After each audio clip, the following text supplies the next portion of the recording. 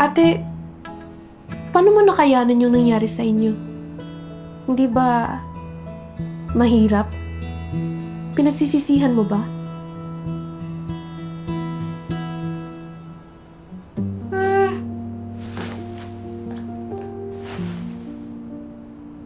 Mahirap. Pero alam mo, hindi ako nagsisisi na umalis ako.